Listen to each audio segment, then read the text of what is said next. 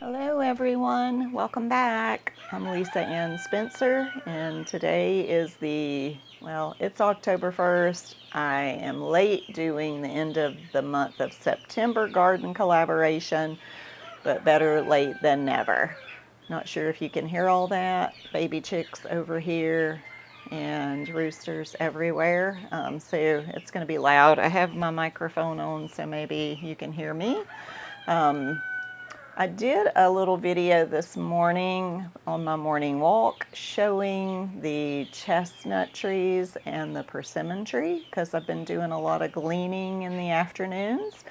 So I'm going to stick those in somewhere, maybe here or maybe afterwards.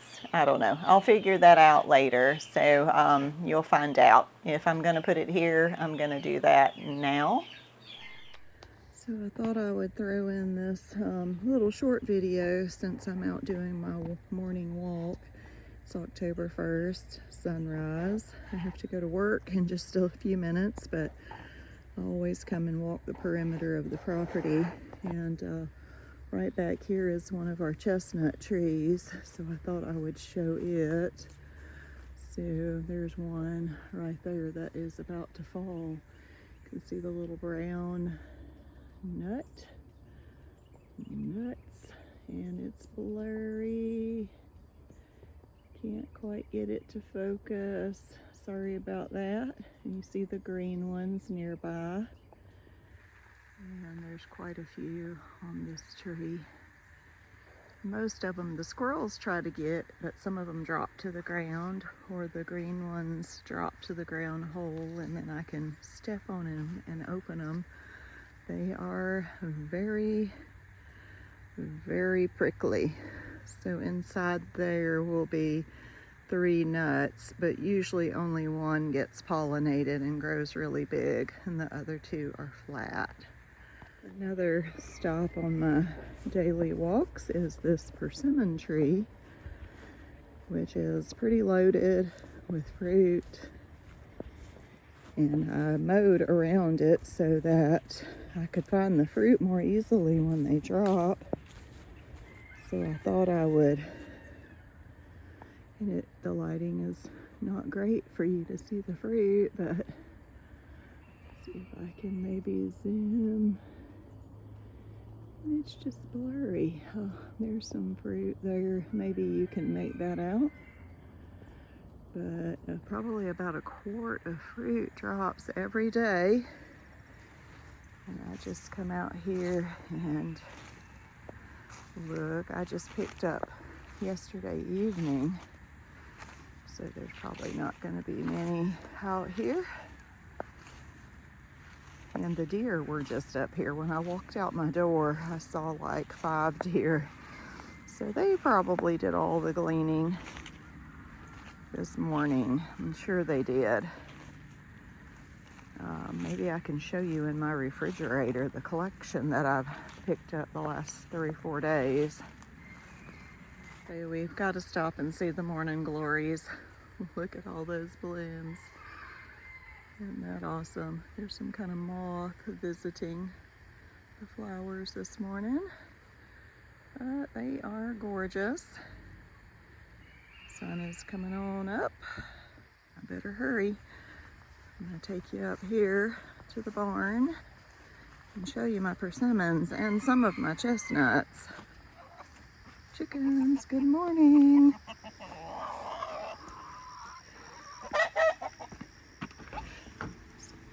I also have baby chicks in here. Oh, it's a mess. It's a busy working area. The baby chicks aren't little babies anymore. They've gotten really big. I'm going to put them in the other coop here this week. Refrigerator. There's persimmons. There is a hefty quart and then a hefty half-gallon there. And then there's another quart back there, and then here's last night's chestnuts.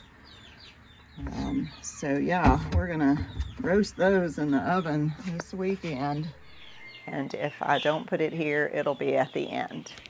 Okay, so, oops, I just dropped my glasses. So it's warm. It's in the mid-80s here, and I'm thankful for that because I got a lot of things planted really late. I've got a couple of little watermelons that I'm waiting on, and some okra, and peas, and butternut squash, and a couple of pumpkins. So I'm gonna just go ahead and turn the camera around and we'll do a little garden tour, and then we'll come back here and chat a little bit. All right, I always have plants in pots. This nice one is one that I carry to market still. I just keep potting up herbs and taking them with me every week.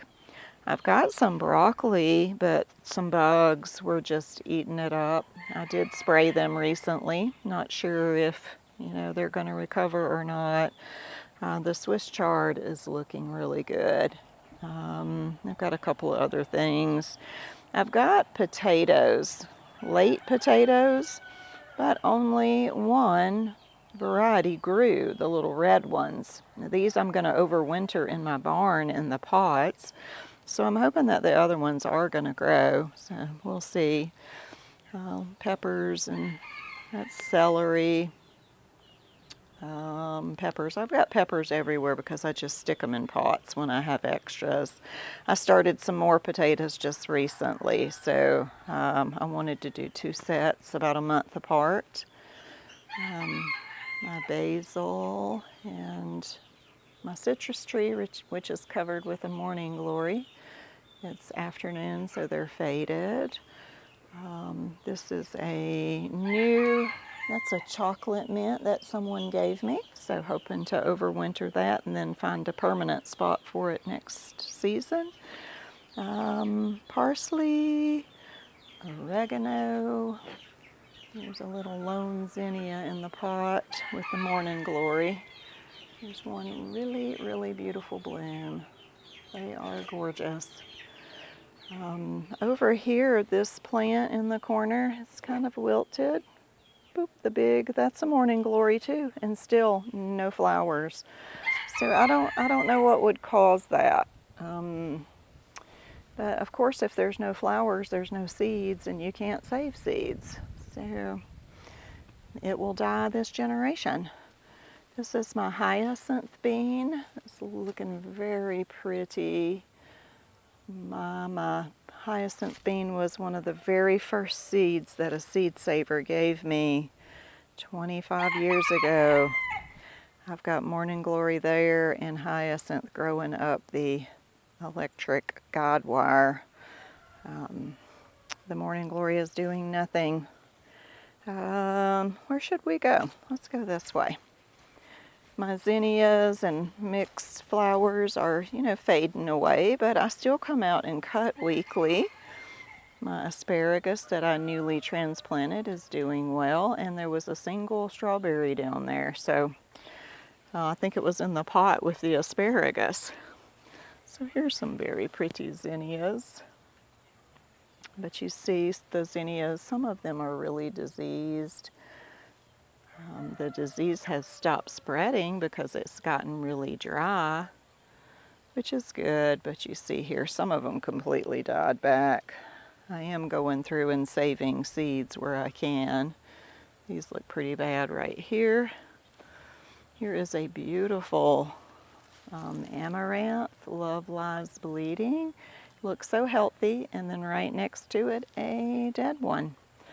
So, not sure what that's about. Oh, I've got marigolds down here. They're looking good. But anyway, the butterflies and the birds, the bees, all really enjoy this area here. And I love it. Didn't have to look perfect for me to enjoy it. This is a horseradish, and I did have some bugs start to eat on it, but I think eating the horseradish maybe killed them. So they're gone. So I don't know, maybe it was just their time. Here comes the chickens. They think I have something for them. I don't. I've been throwing them persimmons every day, so they're like, ooh, there's the lady with the persimmons. But I don't. My chicken broiler pen is empty.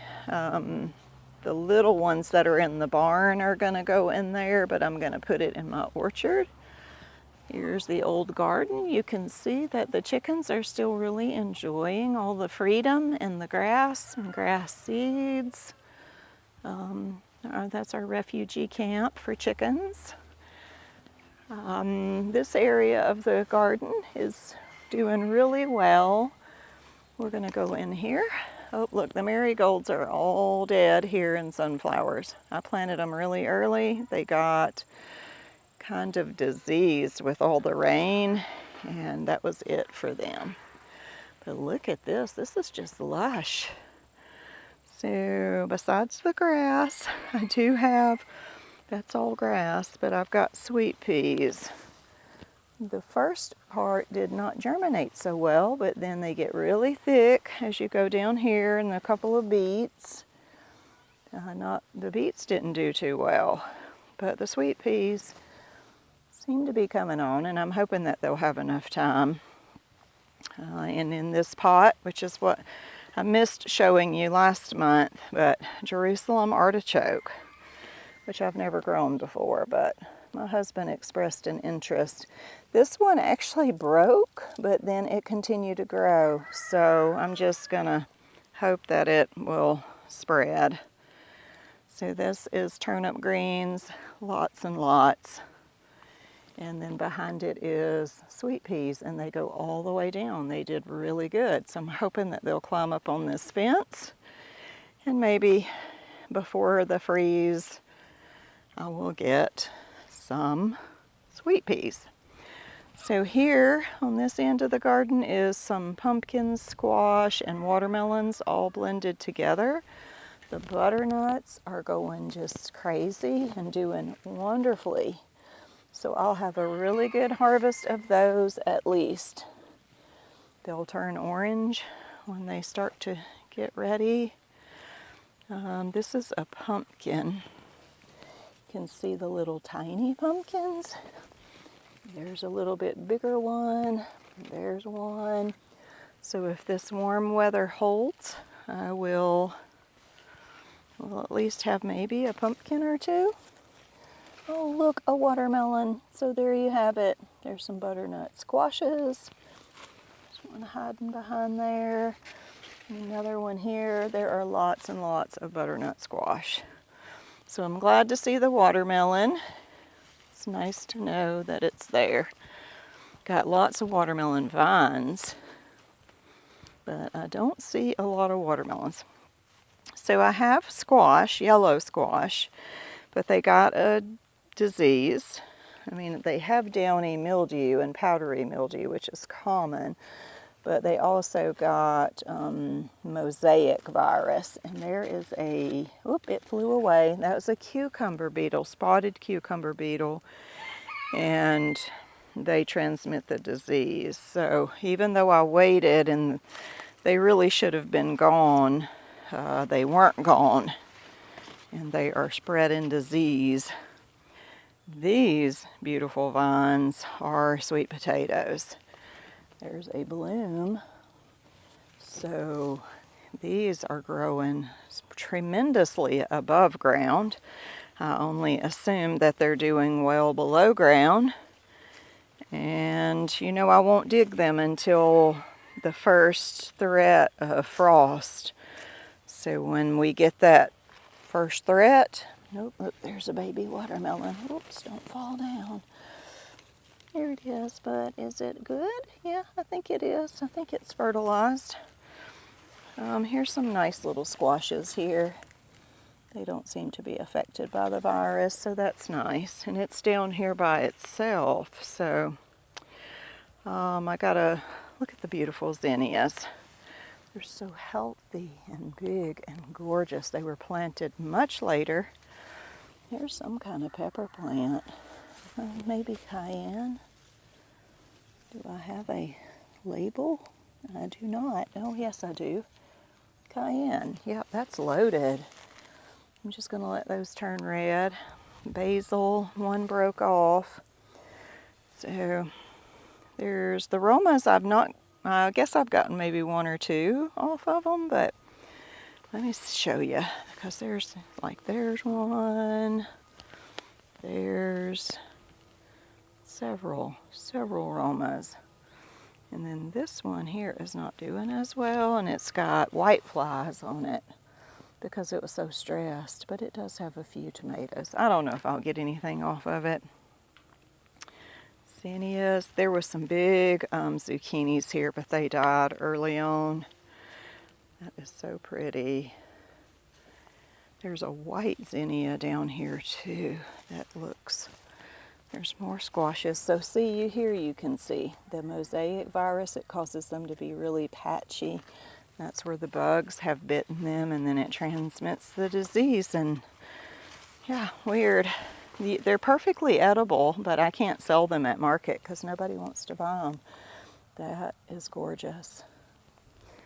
Yes. All right, so here's beans, green beans that I have grown for my good friend. She sent me the seeds because she didn't have a garden this year, but it's almost time to pick the first fruits. There's beans. I don't know if you can see that either. Something's changed on my camera settings and it's not wanting to automatically focus. But anyhow, there's quite a good bean harvest here, so hopefully she'll come soon and I can help her with that. This is, I was calling it millet, but it's milo, and it is a grain. I've harvested all the really nice ones and just left these for the birds. I've been giving them to the chickens and they seem to like them. They come in a lot of different colors, but it's a sorghum, which there's grain sorghum for feeding animals, chickens, goats, cows, I guess. And then there's a sorghum that you can make, cane syrup out of. Not cane, but sorghum. And these are not sweet. I mean, I cut them and I tasted of them. They're not sweet. It's just grain. So I've just been cutting them and throwing them to the chickens. And, they like them well enough. The reason that there's so many here is because really they didn't eat so much of the grain. It fell on the wayside, but the wayside was fertile and they really liked it here. So if I can use it as a food source, I will. I mentioned before that it's on a hill and I don't want to till this area because I don't want to lose my soil. This little wildflower here, there's a honeybee. I was going to say the bees really enjoy this. I don't know the name of it. If anybody out there knows the name, it grows all over the property, so that's good to know that my honeybees have a source of pollen and nectar this time of year. The 4 blueberry bushes, they're doing pretty good. I trimmed the tips, the growth tips on them. That's what you're supposed to do this time of year, so that they'll bush out next year. We'll go in this paddock. And did I have my strawberry bed? I can't remember last month. I know the month before it was a mess. It was so weedy, and so I got it under control. As you see, I've got one layer of landscape timbers around it. I'm going to put a second layer, and then I'm going to put T-post and chicken wire around it, probably with a hoop on top. That's my asparagus from last year. I really need to remove the barrel so that it can get more sun and spread out. But this is a muscadine, and it is doing well, and I staked it so that it will, train it up the fence. The black raspberries are going dormant for the winter, for the fall, preparing for winter. Gourds, looking lovely. It will take them a long time to dry. They're still very heavy. Oh, there's more of that weed down here. I'm sure I tried to mow this down unsuccessfully, which I'm glad I was, because pollinators really love it. Yep, there's another honeybee. Not sure if you can see that, but oh yeah, there's several honeybees over here. Look at this loofah. I did finally get one to grow. There's an electric fence on the outside now. Let's see, I saw another one, oh, down here. So all this effort, I'm gonna get 3 loofahs, maybe. Here's one, but I'll take 3. It'll give me thousands of seeds, which is great. Hopefully I can do better next year growing loofahs.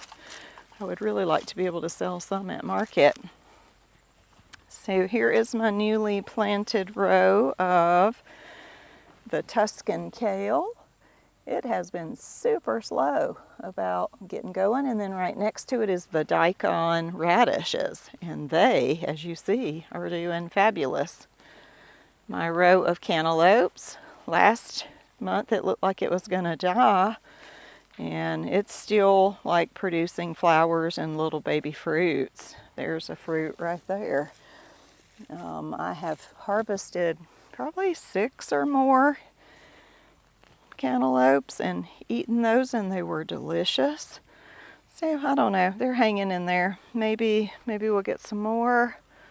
The tomato vines again, mostly dead. I mean, you can see that the tips of them, I pruned them really hard last month, and they have produced. Like this one put out a big flush of tomatoes right before it died. So same, several of them did. I came through yesterday and harvested quite a few, but there are still tomatoes, but the vines are just dreadful looking.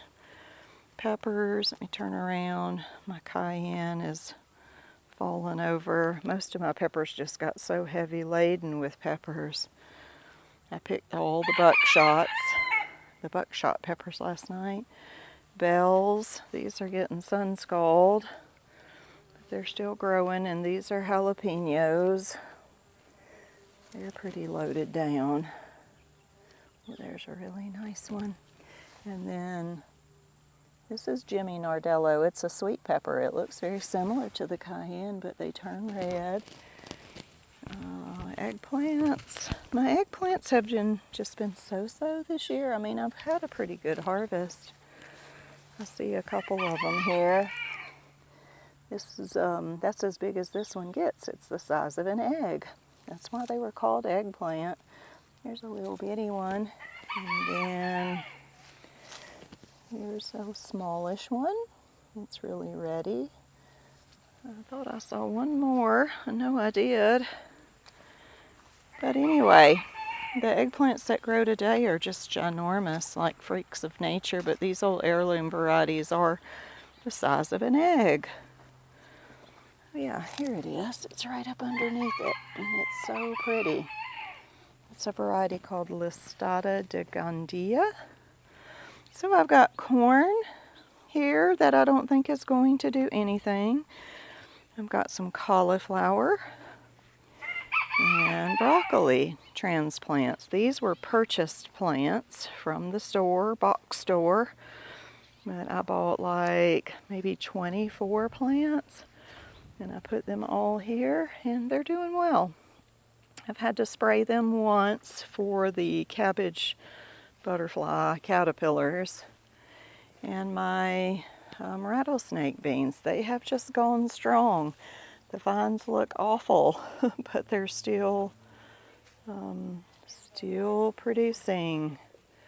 I hear my daughter, she must be coming out to do chicken chores or something.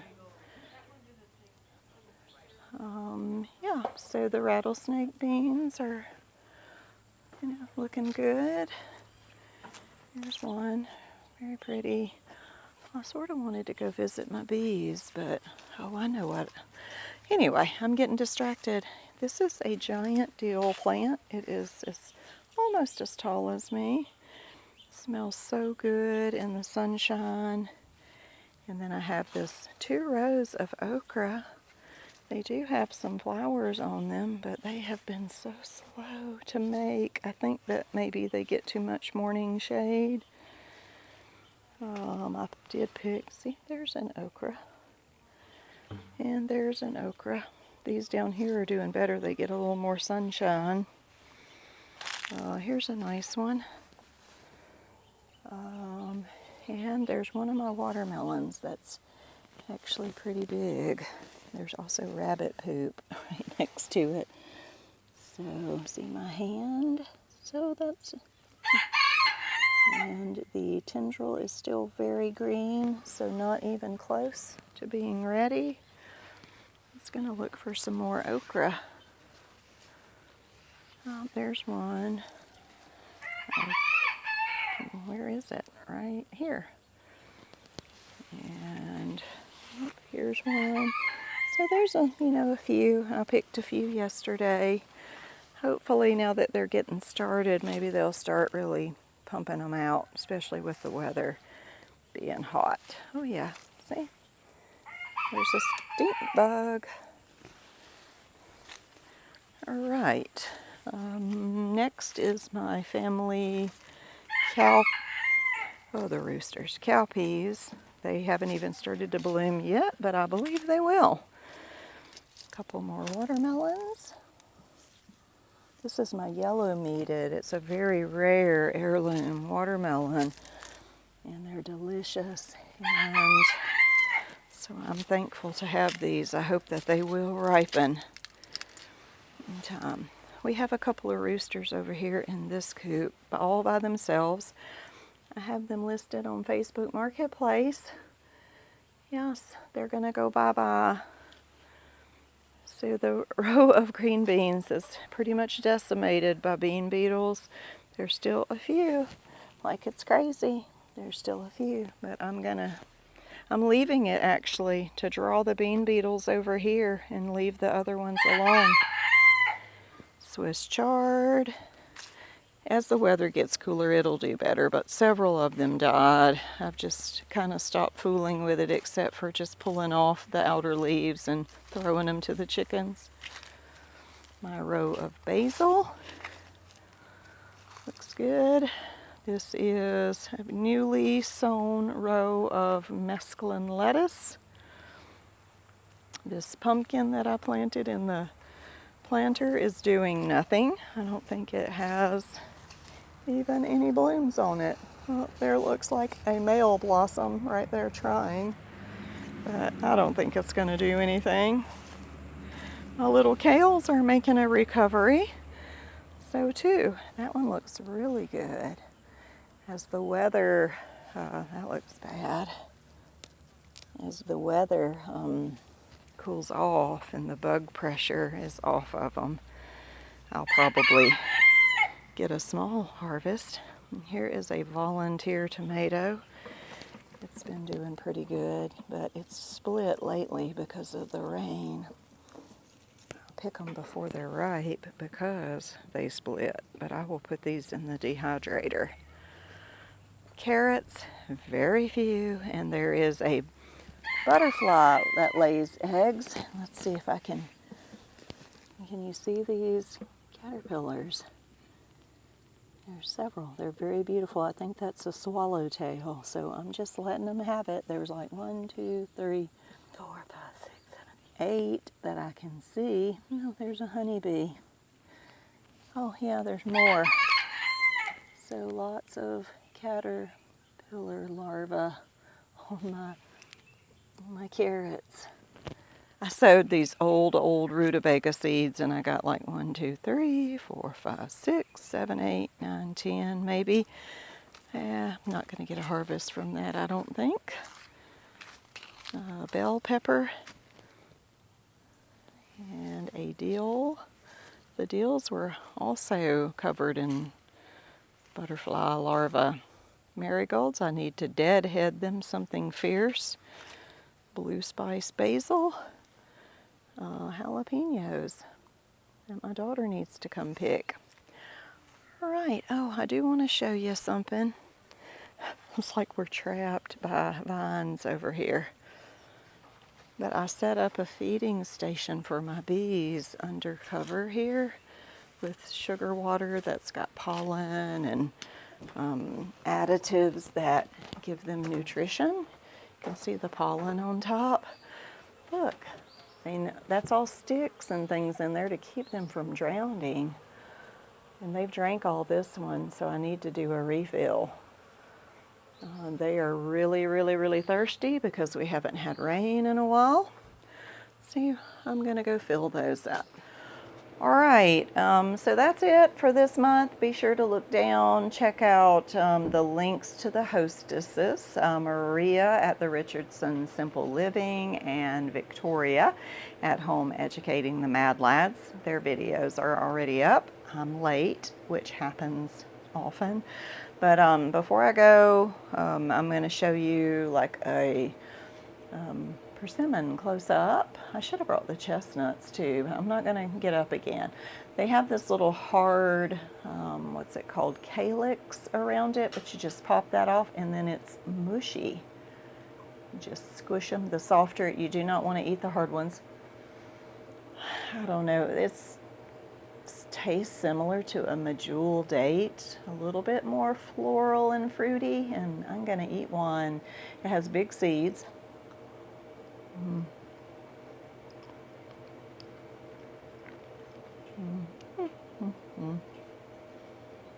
One, two, three, four, whoop, five. Let me see, six. Oh, they're so delicious. They are so delicious.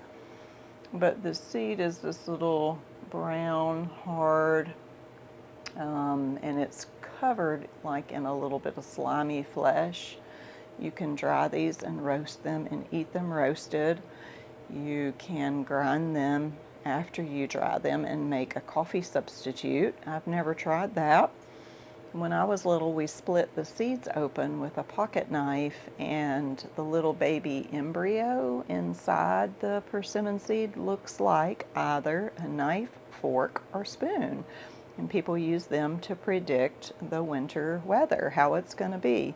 So that's an interesting little folklore that you might want to look up. It's fun. I know my uncle, I used to sit with him when I was little, and he would open them up for me and show me the little spoon or knife and a fork.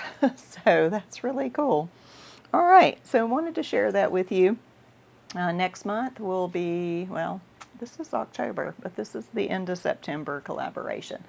I will, Lord willing, be doing a collaboration at the end of October, and I also like to do one at the end of November and December. So, come back and visit if you're interested in that. All right, again, be sure to check out the links below, and I'll see you next month. Happy gardening!